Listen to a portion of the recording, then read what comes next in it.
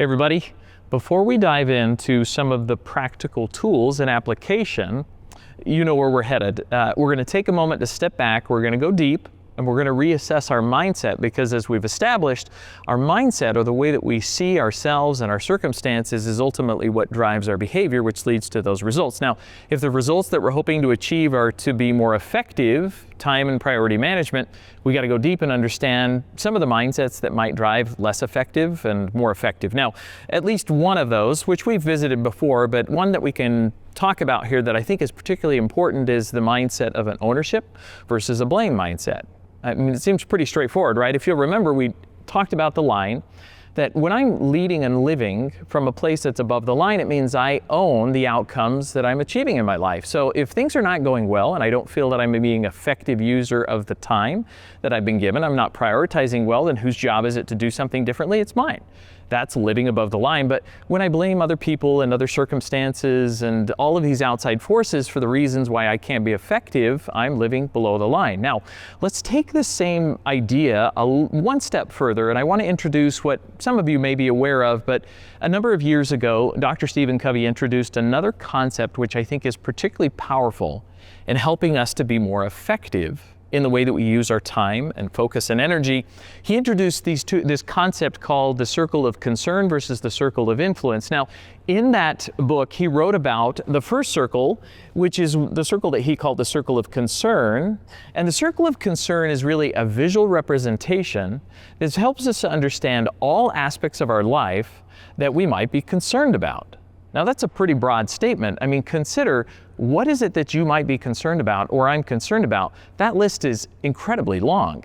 It can be things as big as a war or a hurricane in the Gulf going on the other side of the planet, and it can be as small as the way that my coworker is responding to me in this meeting, things that are just bugging me, and everything in between, and things going on at home, and you name it, the list is enormous.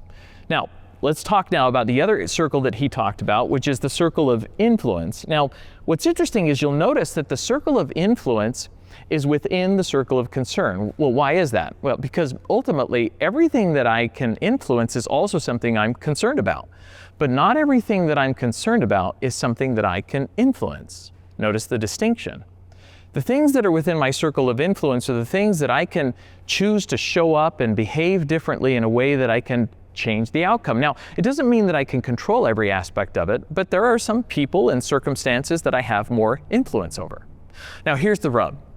The most important thing, really, if you think about it, that I can do to be a more effective human being and a more effective leader is to understand the difference between what's within my circle of concern versus the things within my circle of influence, and to focus my energy and efforts on the things within my circle of influence. A different way of saying this is that when I find myself most frustrated and least effective on the job and at home, I find that I tend to spend more time, energy, and effort on the things within my circle of concern, and I'm not really focused on the things within my circle of influence. So, what we're inviting you to do, each of us is going to take an opportunity in our journal to reflect on these two different areas.